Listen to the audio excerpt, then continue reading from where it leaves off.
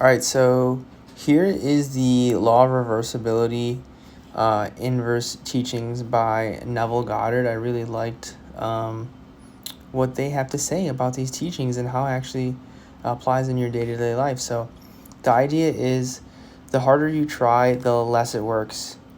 And so why would you say this? Because your effort is implying lack and separation.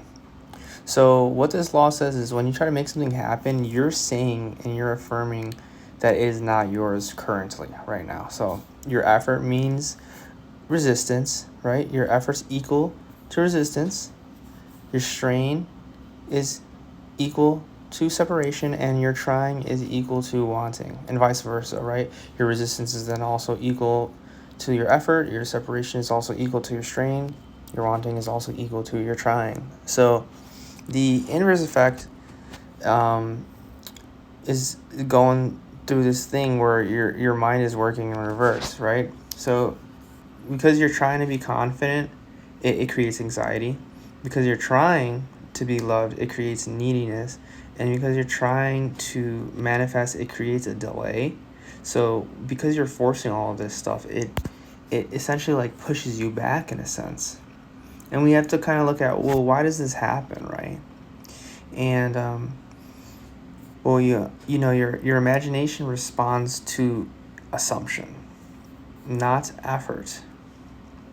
And your subconscious accepts the thing that feels natural, not what you're struggling to believe. So your struggle is pretty much telling your mind, I don't have this right now, I don't have it yet. Right? So for us to be able to shift this thing, we have to like stop trying. We have to stop trying to get it, okay? And you have to really embody, and you have to become, you have to be it. Okay, there's a difference between trying and being, trying and doing, right? There's a big difference. You don't have to try to be the person who has it. You have to assume this to be so. You have to assume that you're already this type of person. So pretty much the secret code, the formula, the password, right? To crack in the code is less effort, more acceptance, less wanting, more knowing, less force, and more allowance. You're allowing more, you're forcing less, you know more, you have certainty, and you're not really in the wanting, needy state. You're not really, going so hard as far as effort, and you're accepting where you're at more and more. And so and the paradox is pretty much like, when you stop trying and it begins to flow,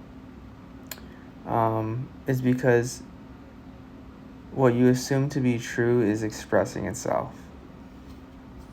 And really, through our surrender, we are able to create. Through our surrender, we don't struggle. Through our surrender, we allow this expression, this creative expression to come through us by assuming the state inside of us than the outside creates. And we do this all the time, whether we want to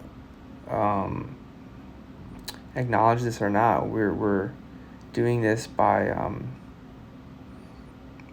our thoughts, right? So it's like your results today in whatever you are in right now are because you've assumed that position and that mental model in your head.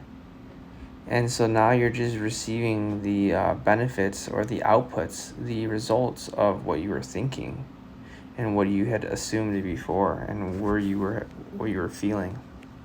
So the law of reversibility, I think it is, or it's like the inverse effort teachings that Neville Goddard talks about. I really liked it when I was reading one of his books, and I thought I would share some ideas about this. So I'll talk to you guys later. Peace.